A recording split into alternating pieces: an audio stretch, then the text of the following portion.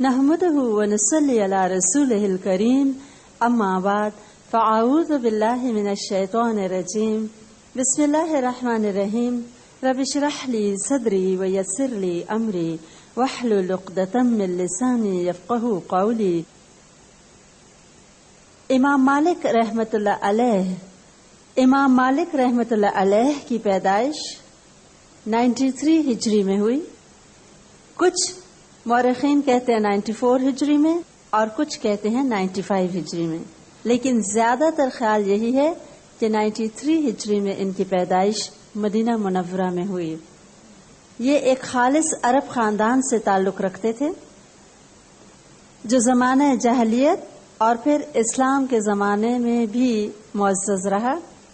ان کے بزرگوں کا خاندان اگرچہ یمن تھا مگر اسلام کے بعد حضور صلی اللہ علیہ وسلم کے شہر میں آ بسے.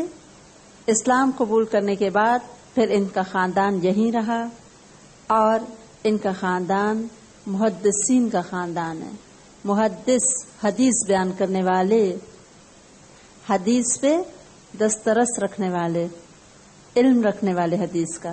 ان کے دادا، ان کے والد اور ان کے چچا سب کے سب محدث تھے، علم بیان کرنے والے، حدیثوں کو یاد کرنے والے اور حدیثوں کو آگے بیان کرنے والے. ایسے علمی گھرانے میں جس بچے نے آنکھ کھولی ان کے اندر نہ صرف یہ کہ علم کا شوق جاگا بلکہ حضور صلی اللہ علیہ وسلم کی محبت ان کے دل و دماغ میں سما گئی، اور یہ محبت ان کو آپ صلی اللہ علیہ وسلم کے بارے میں مزید علم جاننے کا شوق پیدا کرتی ہے. اور ہوتے ہوتے امام مالک رحمۃ اللہ علیہ مدینہ الرسول کے سب سے بڑے محدث، عالم اور فقیہ بن گئے. زہد یعنی بے نیازی دنیا سے، حضور صلی اللہ علیہ وسلم سے محبت، سنتوں پہ عمل کرنے میں بے مثال تھے. جس شہر میں آنکھ کھولی وہ علم کا مرکز تھا.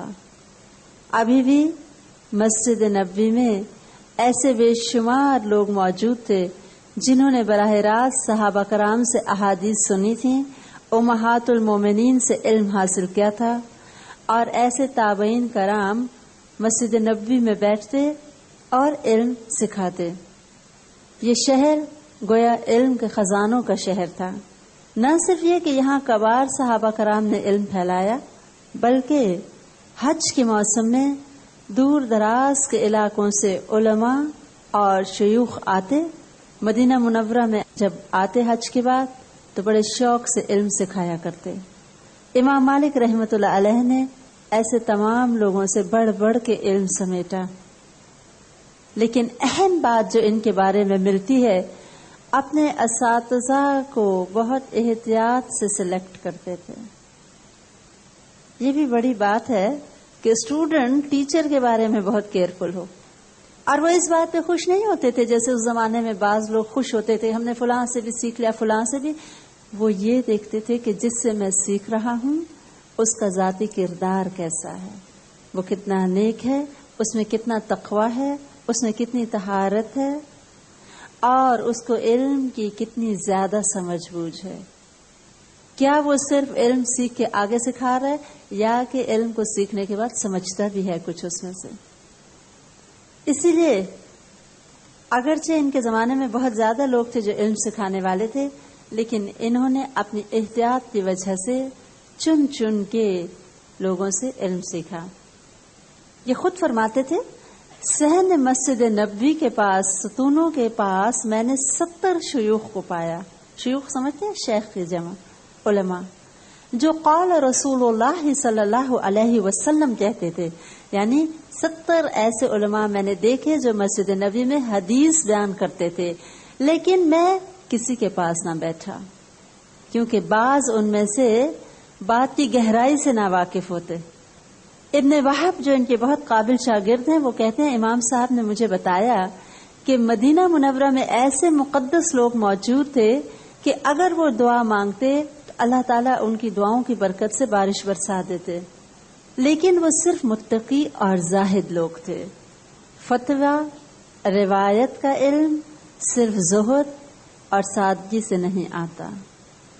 اس کے لیے تقوی، پرہیزگاری کے ساتھ ساتھ علم اور فہم میں پختگی کی ضرورت ہے کہ صرف حدیث بیان کر دینا اور نیکی کافی نہیں، بلکہ اگر علم کی گہرائی میں جانا ہو تو ایسے لوگ ہوں جو نیکی، تقوی، عبادت، پرہیزگاری کے ساتھ ساتھ علم جاننے کے ساتھ اس علم کا فہم بھی رکھتے ہوں، پتہ ہو کہ ان ڈیپتھ اس کا کیا مطلب ہے.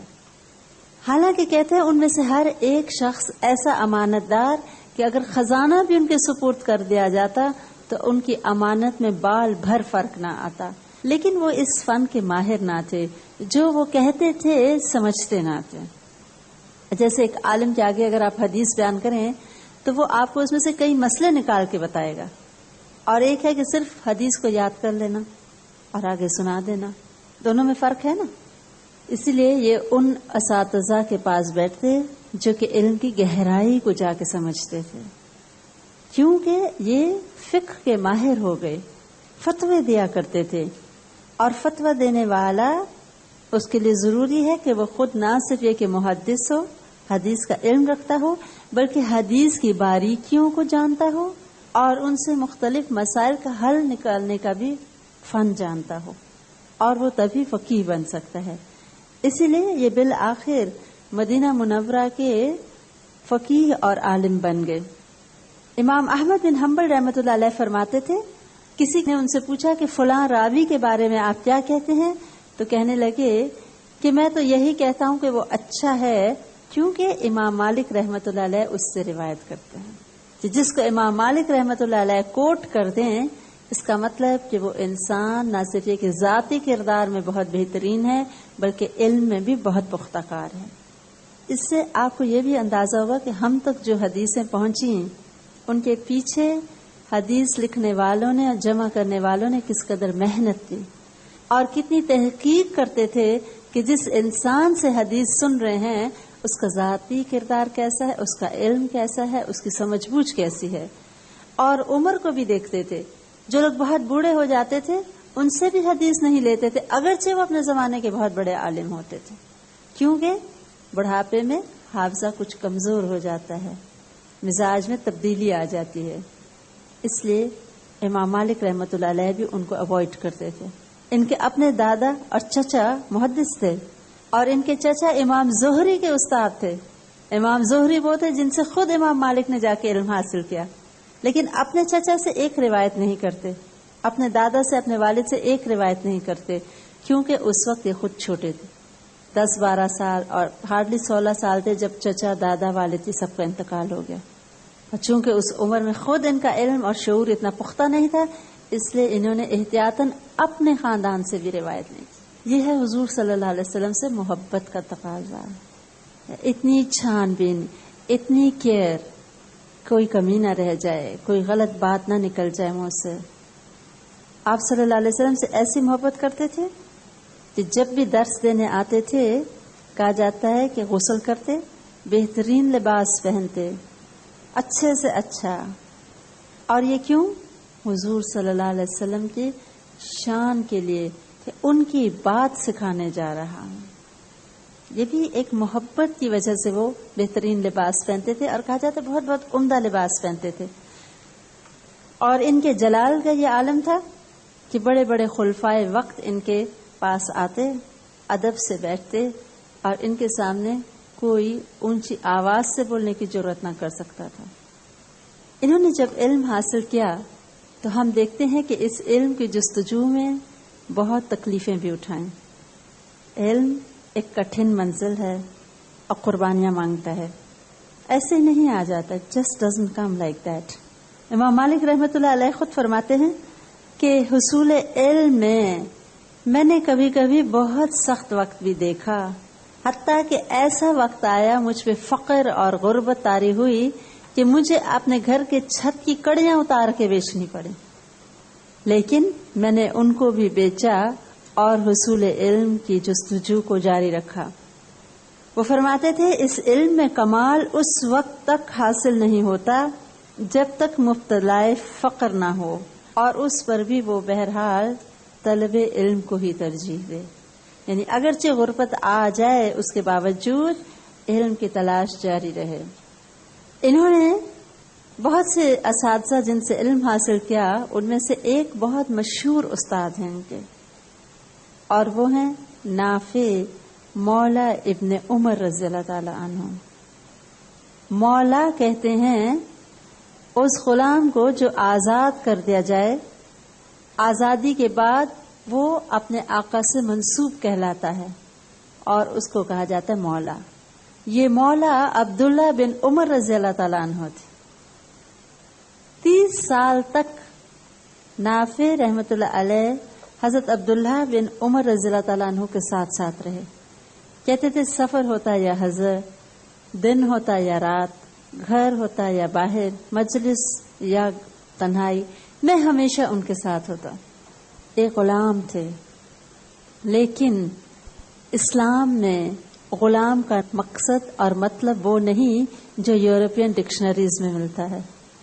لیکن ہم دیکھتے ہیں کہ مسلمان اپنے غلاموں سے کس طرح کا سلوک کرتے، احسان کا، عمدہ تعلیم و تربیت کا. اور پھر اسلام نے غلاموں کو یہ عزت بخشی کہ وہ اپنے آقاؤں کے جانشین بن گئے. دنیاوی طور پہ بھی ہم دیکھتے ہیں کہ حکمرانیاں کی غلاموں نے، اور علم کی مجلس میں بھی ہم دیکھتے ہیں کہ اپنے آقا کے جانشین بنے. اور حضرت عبداللہ بن عمر رضی اللہ تعالی عنہ کے ایسے ہی قابل غلام تھے نافع رحمت اللہ علیہ. انہوں نے اتنی کلوزلی حضرت عبداللہ بن عمر رضی اللہ تعالی عنہ کو دیکھا تھا کہ وہ پھر بعد میں لوگوں کو علم سکھاتے. اور امام مالک رحمت اللہ علیہ کے اساتذہ میں سب سے بلند نام جو ملتا ہے ہم کو، وہ نافع رحمت اللہ علیہ کا ملتا ہے. یہ کہتے ہیں ٹھیک دوپہر کا وقت ہوتا جب میں نافع رحمت اللہ علیہ سے علم حاصل کرنے جاتا، اور ان کا گھر مدینہ منورہ سے باہر بقیع کے قریب تھا. راستے میں کوئی سایہ نہ ہوتا، عرب کی گرمی اور ریگستان کی دھوپ، لیکن کہتے ہیں میں جا کے وہاں بیٹھ جاتا. اور کبھی کبھی کہتے ہیں گرمی ہوتی میں بیٹھا رہتا، ریت اڑ اڑ کے میرے اوپر آتی، ایک سرخ سا کپڑا تھا بس وہ بچھا لیتا اور انتظار کرتا جب ان کو وقت ہوتا پھر ان کے پاس جاتا اور علم حاصل کرتا. ایک اور فقیہ تھے مدینہ منورہ میں، ہرمز ان کا نام ملتا ہے. یہ کہتے ہیں کبھی کبھی میں ان سے جب علم لینے جاتا تو صبح ہو جاتا اور رات ہو جاتی، سارا دن ان کی خدمت میں بیٹھے رہتے کہ جتنا علم مل سکے میں اس کو حاصل کر لوں. ان کے کئی اساتذہ ہیں، ایک سے ایک بڑھ کے، اور ان میں سے ایک تو یہ ہے نافع رحمت اللہ علیہ، اور وہ تمام احادیث جو یہ نافع سے روایت کرتے ہیں. حدیث کے آپ جانتے ہیں کہ ایک ٹیکسٹ ہوتا ہے اور ایک چین ہوتی ہے، سند، اور اس کا متن ایک ہوتا ہے اور ایک پیچھے جو راوی ہوتے ہیں. تو جس حدیث میں مالک ان نافع ان عبداللہ بن عمر آ جاتا ہے، اس حدیث کو، اس کی چین کو گولڈن چین کہا جاتا ہے، سنہری زنجیر، طلائی زنجیر. سب سے اوتھینٹک اور اچھی حدیث سمجھی جاتی ہے جس میں یہ 3 راوی آ رہے ہوں. انہوں نے بچپن میں قرآن پاک جس قاری سے سیکھا، وہ کہتے ہیں کہ ایسے عظیم قاری تھے کہ آج بھی اسلامی دنیا میں قرات کی بنیاد انہی کی قرات پہ ہے، اور ان کا نام ابو درہم نافع بن عبد الرحمن تھا. امام القراء کہا جاتا ہے ان کو. قرآن پاک بہترین استاد سے پڑھنا سیکھا، حدیث کا علم بہترین اساتذہ کرام سے سیکھا. نافع رحمت اللہ علیہ کے ساتھ ساتھ امام زہری کے حلقہ درس میں یہ شامل ہوتے، اور یہ کہتے ہیں کہ امام زہری کا حلقہ درس اتنا وسیع ہوتا اور اتنے طالب علموں کا ہجوم ہوتا کہ آخر کار تنگ آ کے امام زہری مدینہ منورہ سے شام چلے گئے. لوگ پیچھا ہی نہیں چھوڑتے تھے ان کا. انہوں نے ان سے بھی علم حاصل کیا. اور ان کے وہ مشہور استاد جن کا قصہ اگر آپ کو یاد ہو مسلمان خواتین میں ہم پڑھ چکے ہیں، امام ربیعہ الرائی. امام ربیعہ کے والد فروخ خراسان کی طرف چلے گئے تھے ابھی جبکہ یہ ماں کے پیٹ میں تھے، اور 30,000 اشرفیاں دے گئے تھے کہ میری ساری دولت ہے. اور جب وہ گئے تو آگے ہی آگے جہاد میں کہ 23-24 سال گزر گئے، اور ماں نے وہ ساری رقم اپنے بیٹے کی تعلیم پہ لگائی، اور وہ چھوٹی سی عمر میں علم کے اس درجے پہ پہنچے کہ وہ ایک استاد بن گئے. اس زمانے میں استاد بننا بہت آنریبل بات ہوتی تھی.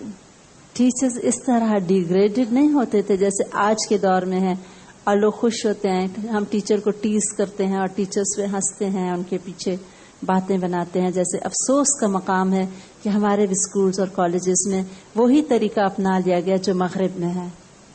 اگر آپ اسلامی اخلاق دیکھیں تو اساتذہ کہ ہم نے کیا دیکھا، امام ابو حنیفہ اپنے گھر میں بیٹھ کے اپنے استاد کے گھر کی طرف پاؤں نہیں کرتے تھے، عزت اور ادب کی انتہا.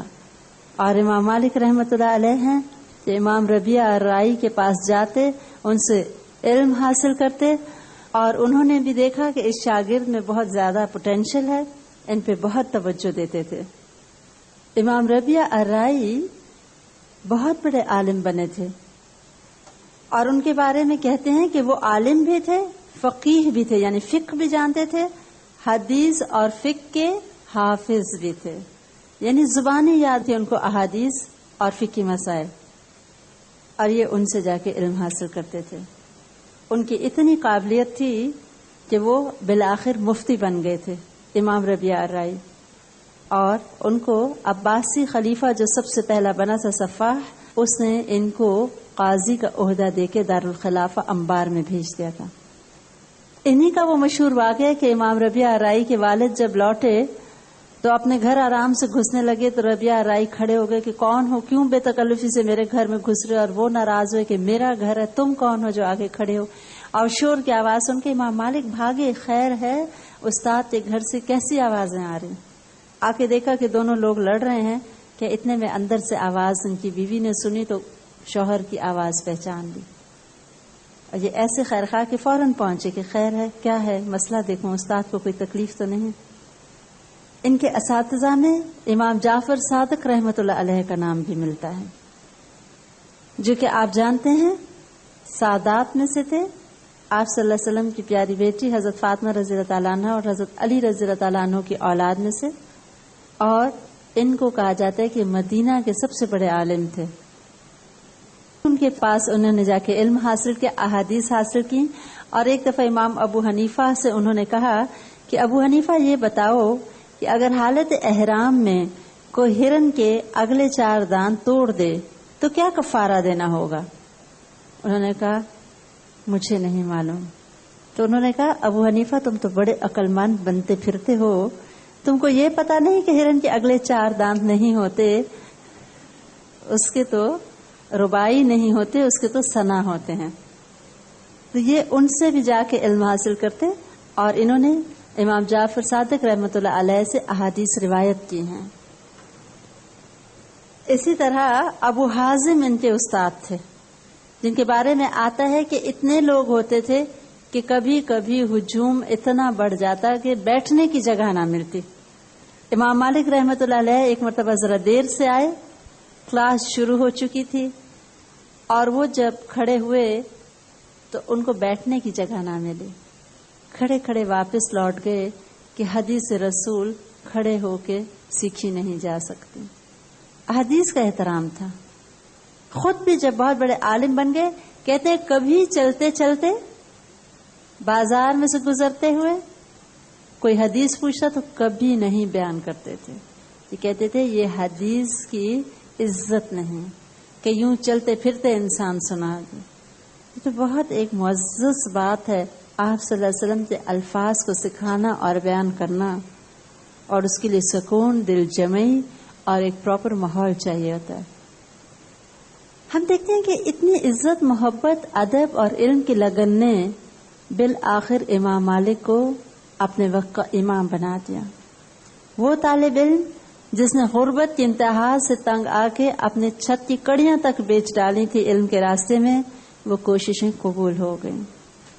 امام شافعی رحمۃ اللہ علیہ جو کہ امام مالک رحمۃ اللہ علیہ کی بہت عزت کرتے تھے اور امام مالک ان کے استاد تھے، ایک مرتبہ وہ آئے ابتدا میں تو کہتے ہیں امام مالک رحمۃ اللہ علیہ کے پاس کوئی خاص ایسے دنیا کا مال متاع کچھ بھی نہ تھا.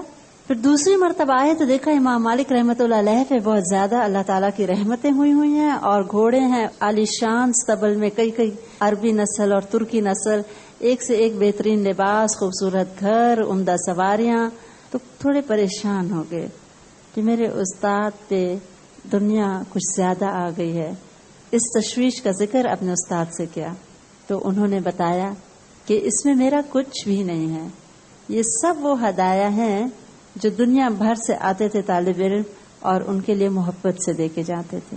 لیکن امام مالک رحمۃ اللہ علیہ پہ یہاں اللہ تعالیٰ کی رحمت ہوتی تھی، ادھر وہ اس کو نادار مستحق طالب علموں میں تقسیم کر دیتے. اتنا علم، اتنا مقام اور اتنا مرتبہ کہ بڑے بڑے لوگ ان کے آگے بول نہ سکتے تھے.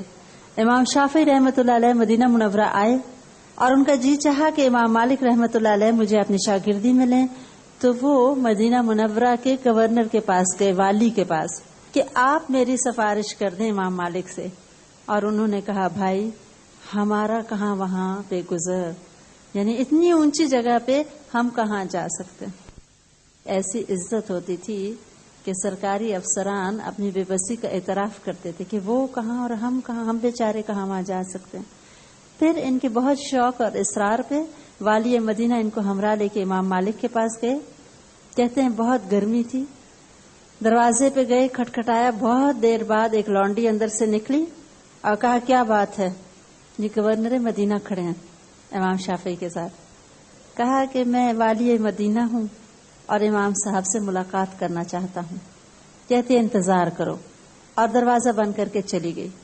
کہتے ہیں بہت دیر ہم کھڑے رہے اور یہ سارا واقعہ امام شافعی رحمۃ اللہ علیہ سناتے. کہتے ہیں اتنی دیر گزر گئی کہ ہم تھک گئے اور میں نے سوچا شاید وہ بھول گئی ذکر کرنا.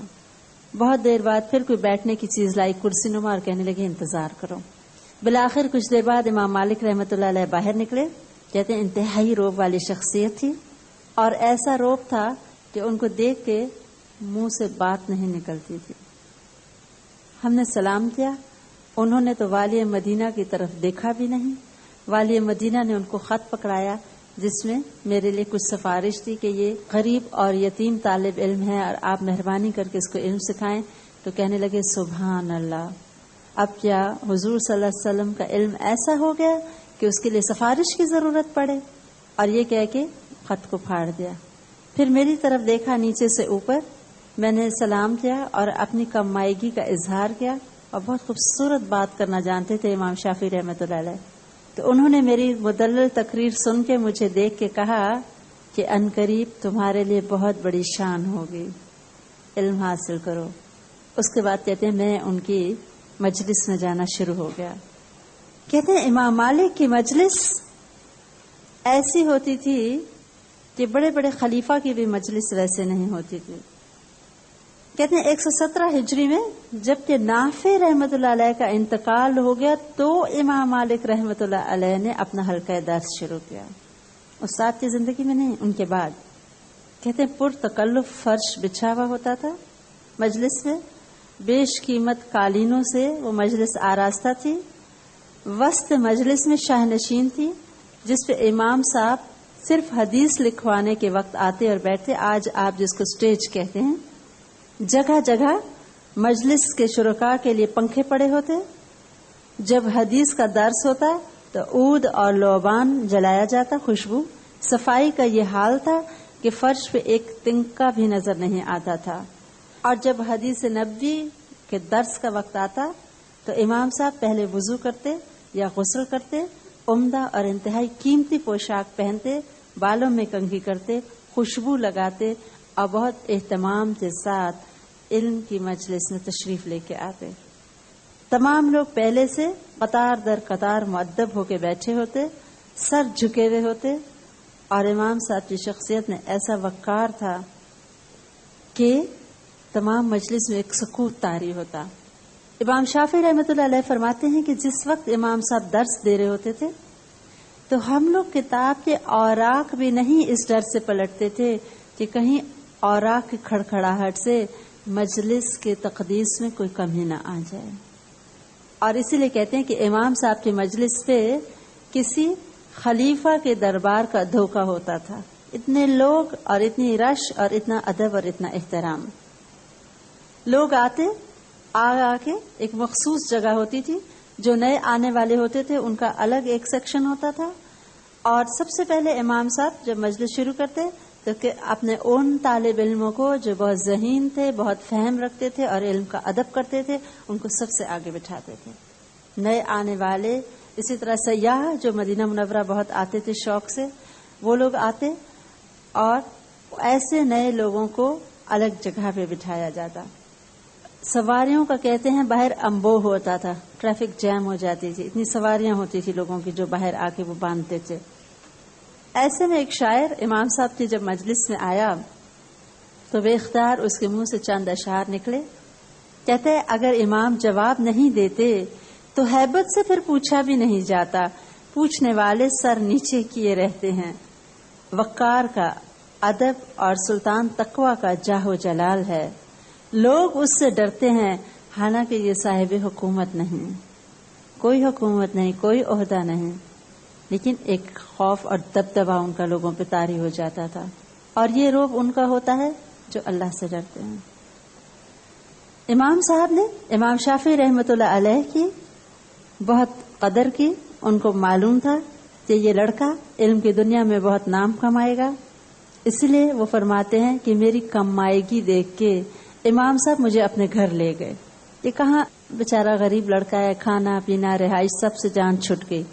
کہتے ہیں لیکن صرف ایسے نہیں، بہت عزت اور محبت سے مجھے اپنے ساتھ رکھتے، کھانے کا خوان خود اٹھا کے میرے آگے رکھتے، ٹرے اپنے ہاتھوں سے شاگرد کے آگے محبت سے، تواضع کے مہمان ہیں. کہتے ہیں وضو کے پانی کا لوٹا خود بھر کے میرے آگے لے آتے اور میں شرمندہ ہو جاتا. لیکن علم کے مجلس میں یہ عالم تھا کہ ہارون الرشید جو بہت بڑا خلیفہ تھا اپنے زمانے کا، وہ جب ایک مرتبہ حج کے موقع پہ مدینہ منورہ آیا تو اس نے خواہش ظاہر کی، امام صاحب سے کہا کہ میں موطا سننا چاہتا ہوں. موطا وہ کتاب ہے حدیث کی جو امام مالک رحمۃ اللہ علیہ نے لکھی ہے، اور یہ ایک بہت بڑا کارنامہ ہے جو علم کی دنیا میں انہوں نے کیا.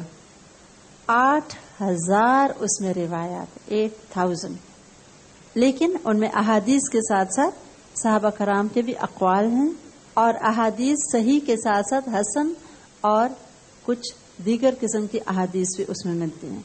لیکن انہوں نے ایک مجموعہ بنا لیا تھا، ایک کتاب کمپائل کر لی تھی اپنی زندگی میں، اور کہا جاتا ہے یہ کتاب خلیفہ منصور جو عباسی خلیفہ تھا اس کی خواہش پہ انہوں نے مرتب کی تھی.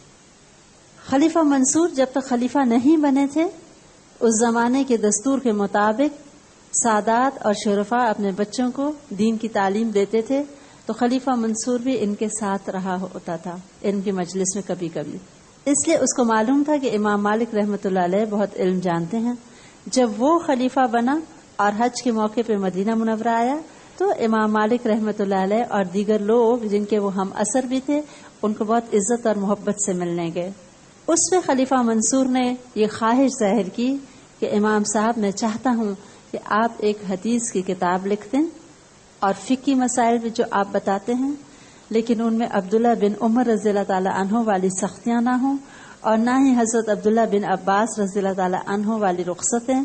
اور کچھ یوں الفاظ تھے کہ حضرت عبداللہ بن عمر رضی اللہ تعالیٰ عنہ، حضرت عبداللہ بن عباس رضی اللہ تعالیٰ عنہ اور حضرت عبداللہ بن مسعود رضی اللہ تعالیٰ عنہ کے فقہ کے بین درمیان کی ایک معتدل کتاب لکھ دیں کہ میں چاہتا ہوں کہ یہ علم محفوظ ہو جائے. جب یہ خبر مدینہ کے لوگوں کو پہنچی تو مختلف علماء نے حدیث کی کتاب اور فقہ کی کتابیں لکھنی شروع کر دیں.